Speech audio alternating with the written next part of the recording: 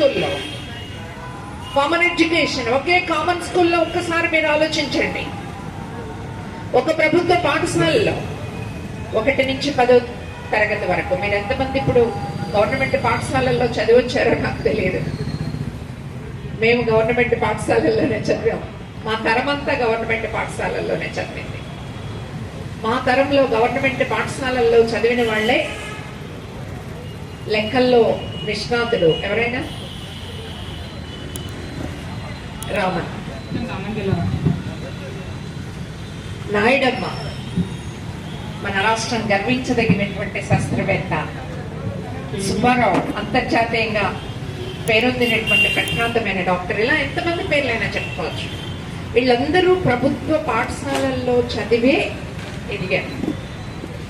మరి అలాంటి ప్రభుత్వ పాఠశాలలు వాళ్ళ చదువుకి పనికిరాకుండా పోయి మీరు ఇలాగే కళ్ళు మూసుకుంటే ఇంకో 10 ఏళ్లలో గవర్నమెంట్ పాఠశాలలో లేకుండా పోయే పరిస్థితి వస్తే ఇంకా టీచర్ పోస్టుల భర్తీ గురించి మేము అడగలం. సుందరయ్య గారు విద్యార్థి మహాసభ సందర్భంగా మాట్లాడుతూ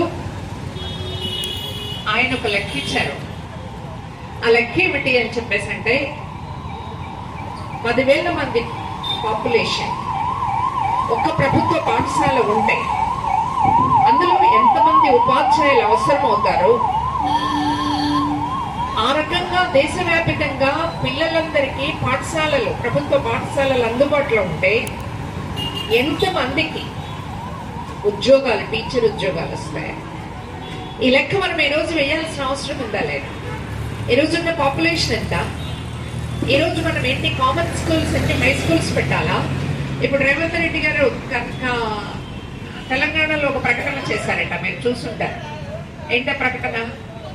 ఉద్యోగస్తుల పిల్లలందరూ ప్రభుత్వ పాఠశాలలకు పంపించాలి. ఉద్యోగస్తుల పిల్లలు ప్రభుత్వ పాఠశాలకు వెళ్ళాలంటే రాజకీయ నాయకుల పిల్లలు ప్రభుత్వ పాఠశాలలకు వెళ్ళాలి. అప్పుడు వాళ్ళు నడిపించే ఉద్యోగుల పిల్లలు కూడా ప్రభుత్వ పాఠశాలలకు వస్తారు.